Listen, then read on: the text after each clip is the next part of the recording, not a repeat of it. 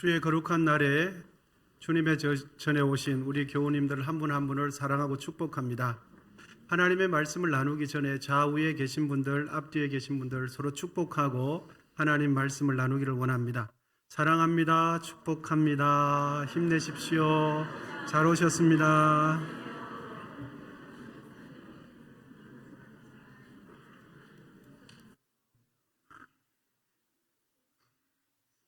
주의 성령께서 이 공간 안에 운행하시기를 기원드립니다.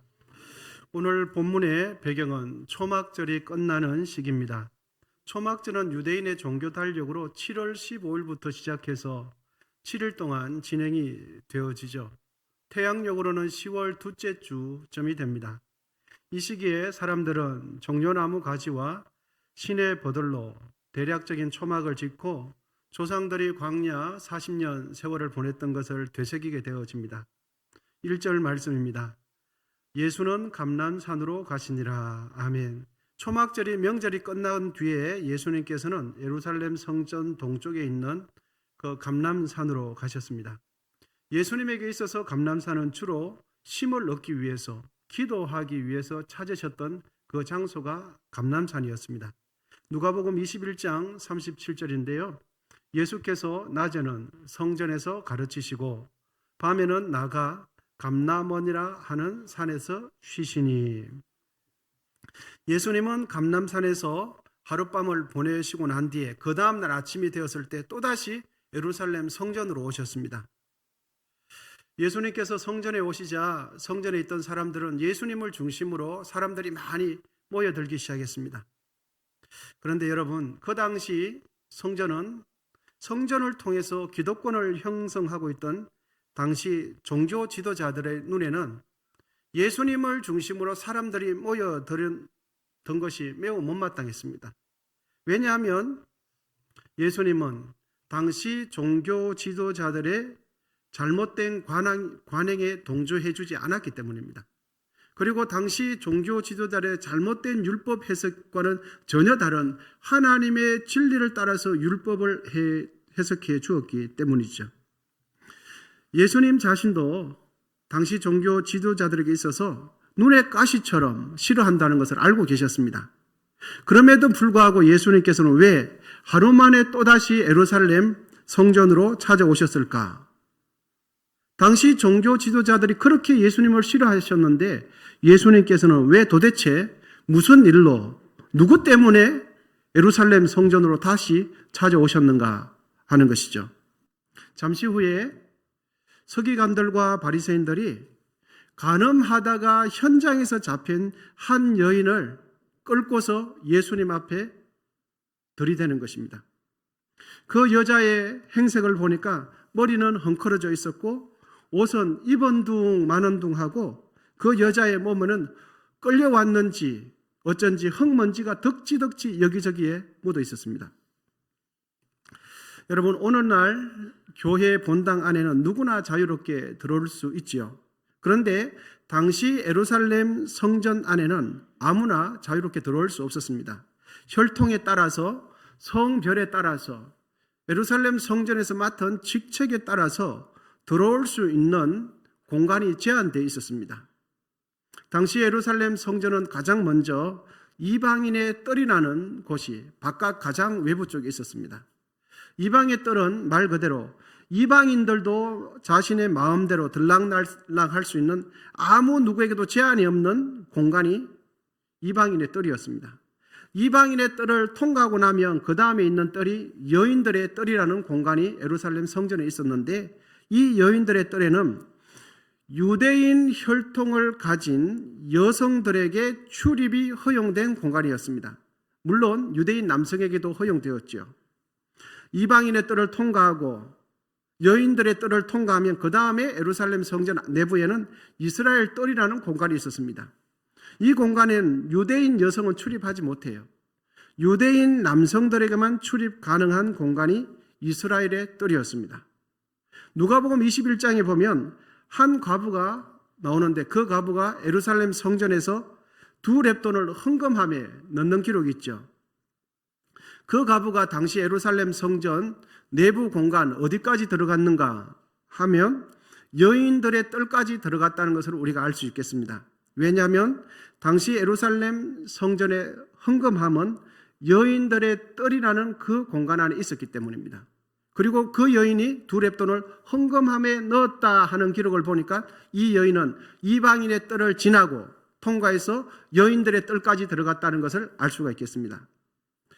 그러니까 많은 사람들이 보는 앞에서 오늘 현장에서 가늠하다가 현장에서 잡힌 이 여인이 예루살렘 당시 성전 공간 어디까지 들어갔는가 하면 여인들의 뜰까지 들어갔다는 것을 우리는 확인할 수 있겠습니다.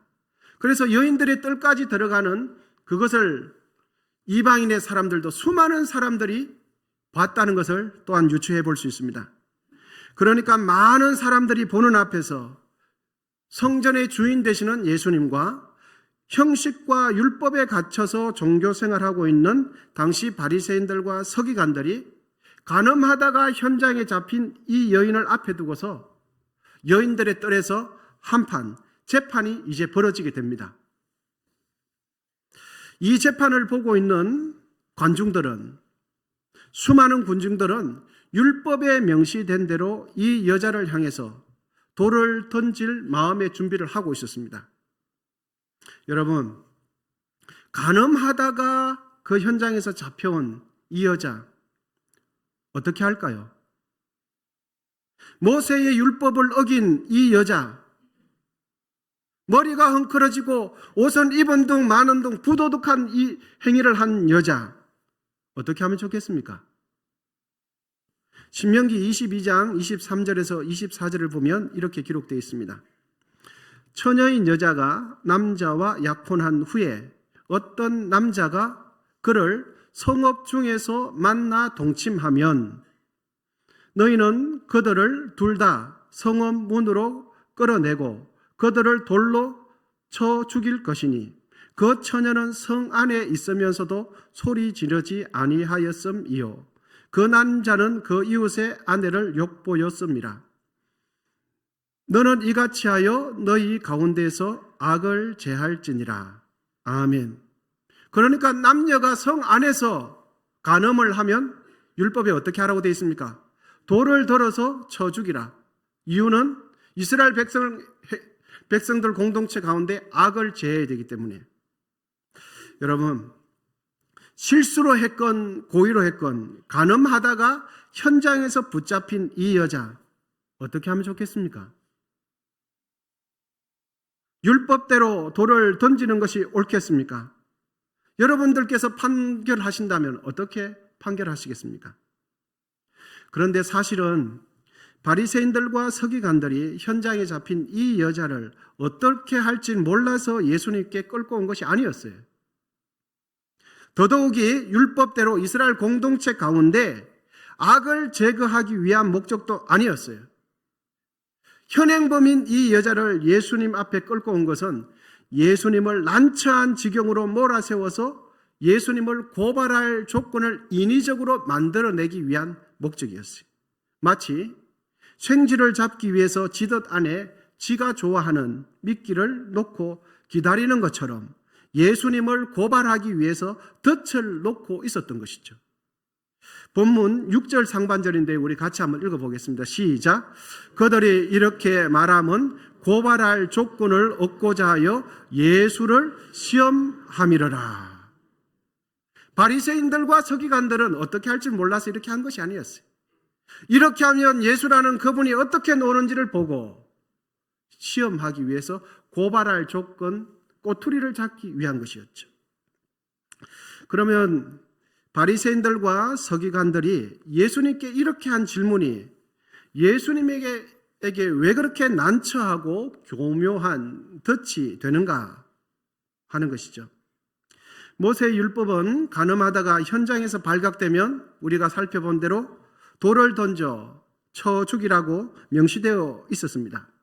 이스라엘 백성들은 수백 년 동안 이 율법을 지키면서 자기 공동체를 유지해 왔습니다.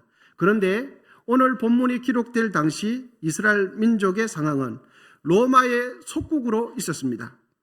로마의 속국에 있는 모든 민족들은 민사상의 문제, 종교상의 문제는 이스라엘 민족에게 자치권을 허락해 주었습니다. 하지만 사람을 죽이는 형사상의 집행권은 로마의 허락을 받도록 되어 있었습니다.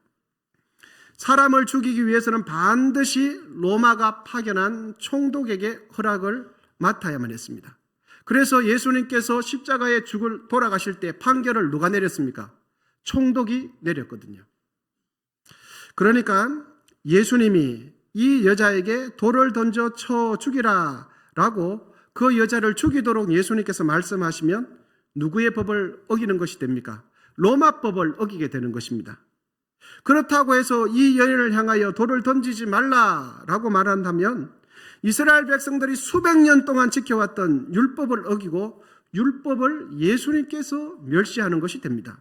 여러분, 간음하다가 현장에서 잡힌 현행범을 죄가 없다고 말하게 된다면 예수님은 진리가 아니라 거짓을 선포하는 사람이 되죠.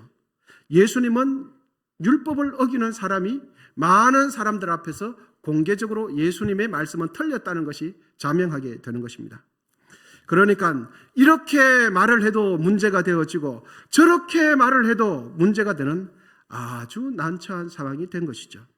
그야말로 교묘한 덫이 아닐 수 없습니다. 그럼에도 불구하고 예수님께서는 이 상황 가운데서 예수님께서 이 상황 가운데 예수님의 입장을 밝혀야만 하는 그런 상황이었습니다. 여러분, 이 상황 속에서 예수님은 무슨 말씀을 어떻게 해야 하겠습니까? 여러분이라면 어떤 결정을 내리시겠습니까? 율법에 기록되어 있으니 이 여자가 죽든지 말든지 상관하지 말고 율법대로 돌로 던져라 라고 말씀하시겠습니까? 아니면 율법을 무시하고 정의와 공평도 없이 명백한 죄인을 죄 없는 사람처럼 눈 감아주는 판결, 돌을 던지지 말라라고 말씀하시겠습니까? 그야말로 예수님은 진퇴양난에 빠진 것이 분명해 보입니다. 여러분 어떻게 하시겠습니까? 영국의 웰링턴 제독에게 수많은 병사들이 있었는데 구제불능의 한 병사가 있었습니다. 그 병사는 사사건건 부대 내에서 문제를 일으켰습니다. 제독은 참다 하지 못해서 최종 판결을 내리기를 그 병사를 사형시키기로 결심했습니다. 사형 집행 날짜가 되어서 제독은 사형 집행 버튼을 누리기 바로 직전에 그 병사가 일으켰던 모든 문제를 일거에 정리하는 말을 했습니다. 나는 너를 가르치려고 했지만 너는 그 가르침을 받지 않았고 다시 너를 징계하여 고치려 했지만 그 징계도 너의 삶을 돌이키지 못했다. 내가 너를 감옥에 가두기까지 했지만 너는 끝까지 반성하지 않았다. 그러므로 이제 할 수 있는 일은 단 하나밖에 없다. 그것은 너를 사형하는 길이므로 이제 사형을 집행한다. 라고 이 말을 마치고 그 제독이 사형 집행 버튼을 누르려고 하는 그 순간에 다른 한 병사가 급히 달려와서는 이렇게 말합니다. 제독님께서는 저 병사에게 많은 것을 시도하신 것은 사실입니다. 하지만 제독님께서 한 가지 안 하신 것이 있습니다. 그것은 저 병사를 진심으로 조건 없이 용서해 주는 것은 하시지 않았습니다. 그 말을 들은 제독은 마음에 큰 깨달음을 얻고는 고심 끝에 사형을 취소하고 죽이려고 했던 그 병사를 조건 없이 풀어주고 용서해 주었습니다. 그런데 놀라운 것은 그동안 그렇게 말썽 피우던 그 병사는 그날부터 완전히 달라지고 새로운 삶을 살았습니다. 여러분, 오늘 본문에 있는 간음하다가 현장에 끌려온 이 여자 어떻게 하면 좋겠습니까? 이 여자에게 돌을 던지기 위해 서 있는 군중들 앞에서 예수님은 그제서야 땅바닥에 무언가를 쓰시기 시작했습니다. 뭔가를 써내려 가시던 예수님께서는 허리를 세우시고는 이렇게 말씀하셨습니다. 너희 중에 죄 없는 자가 먼저 돌로 치라. 너희 중에 죄 없는 자가 먼저 돌로 치라. 그렇게 말씀하신 예수님께서는 또다시 땅바닥에 무언가를 써내려가기 시작했습니다. 그러자 군중들은 손에 꽉 움켜진 돌을 하나씩 하나씩 내려놓고는 고개를 떨군 채 말없이 등을 돌리며 돌아가기 시작했습니다. 율법을 그렇게 강조했던 어른들부터 젊은이까지 한 명씩 한 명씩 부끄러운 얼굴을 감추지 못하고 그 자리에서 소리 소문 없이 사라지기 시작했습니다. 본문 9절입니다. 우리 같이 한번 읽도록 하겠습니다. 시작. 그들이 이 말씀을 듣고 양심의 가책을 느껴 어른으로 시작하여 젊은이까지 하나씩 하나씩 나가고 오직 예수와 그 가운데 섰는 여자만 남았더라. 아멘. 예수님께서 땅바닥에 무슨 내용을 기록했는지는 알 수 없지만 분명한 것은 예수님께서 땅바닥에 기록한 그것을 본 사람은 가늠한 여인을 향하여 돌을 던질 수가 없었어요. 예수님께서 땅바닥에 쓰신 것을 본 사람들은 부끄러운 얼굴을 감추지 못하고는 조용히 고개를 떨군 채 한 명씩 돌아가기 시작했습니다.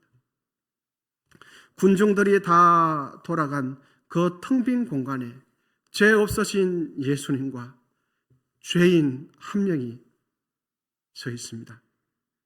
주님께서 그 여인에게 물었습니다.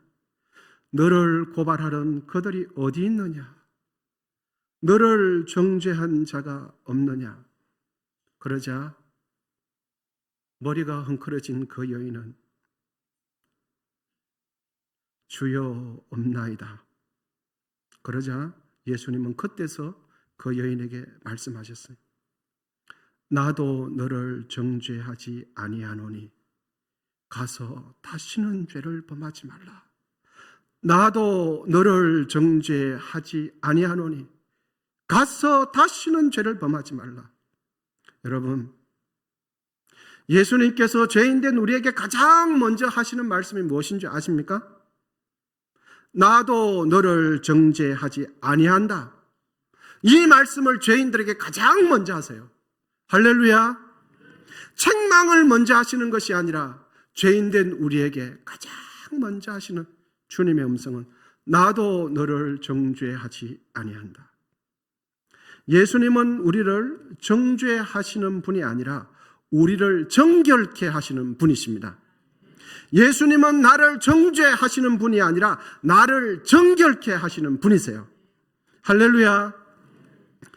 그러므로 여러분, 사람들이 하는 말 때문에 죄책감에 시달리지 마시기를 바랍니다. 사람들이 하는 그 말 때문에 눌리지 마시기를 바랍니다. 사람들이 하는 말을 듣지 마시고 예수님께서 우리에게 하시는 말씀을 들으시기를 바랍니다. 그 예수님 때문에 죄에서 자유함을 누리시기를 바랍니다. 죄책감에서 자유함을 누리시기를 축복합니다. 예수님께서 간음한 이 여인에게 여러분 가장 마지막에 하신 말씀이 무엇인 줄 아십니까? 단순히 여인의 죄를 용서해 준 것에 그치지 않고 가서 다시는 죄를 범하지 말라가 예수님께서 간음한 여인에게 가장 마지막으로 한 말씀이에요. 이 말씀은 현장에 붙잡힌 그 여인의 변화된 삶을 요구하셨다는 거예요. 여러분 잊지 마시기를 바랍니다. 예수님은 분명히 우리의 죄를 용서하시는 분임에 틀림이 없습니다. 그러나 그 예수님은 우리의 죄만을 용서해 주시는 것으로 그치지 않고 이제는 죄와 멀어진 변화된 삶을 요구하십니다. 이것이 예수님께서 하시는 말씀이에요. 다시는 같은 죄, 다시는 같은 실수를 반복하지 말라고 명하십니다. 예수님께서는 우리의 모든 죄, 입에 오르내리기도 부끄러운 허물과 죄를 다 용서해 주셨습니다. 그런 은혜를 주신 예수님은 이제는 변화된 생각을 가지라고 말씀합니다. 용서해 주신 것으로 끝나지 않고 가서 다시는 죄를 범하지 말라고 말씀하십니다. 이제는 변화된 삶을 살아서 하나님께서 기뻐하시는 삶을 살으라고 기회를 이 가늠한 여인에게 한 번 더 주십니다. 여러분, 바리새인들과 서기관들에 비춰진 가늠한 여인은 어떻게 비춰졌습니까? 돌 맞아 죽을 여인으로 비춰졌습니다. 그런데 예수님의 눈에 비춰진 그 가늠한 여인은 어떤 사람입니까? 이제는 변화되어 아름답게 새 인생을 살아갈 거룩한 여인으로 보였던 것입니다. 여러분, 우리는 내 옆의 지체를 어떤 시각으로 바라봅니까? 돌 맞을 사람으로 바라보고 계십니까? 아니면 예수님처럼 이제는 변화되어 아름다운 인생을 살아갈 주의 백성으로 보고 계십니까? 여러분, 간음하다가 현장에 붙잡힌 이 여인 어떻게 할까요?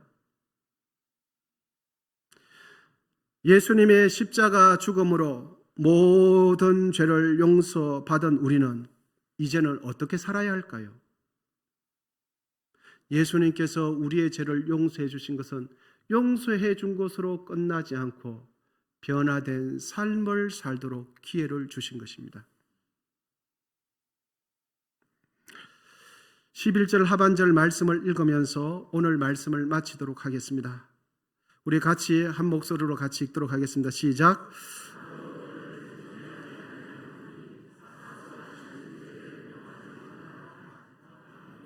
예수님의 말씀입니다.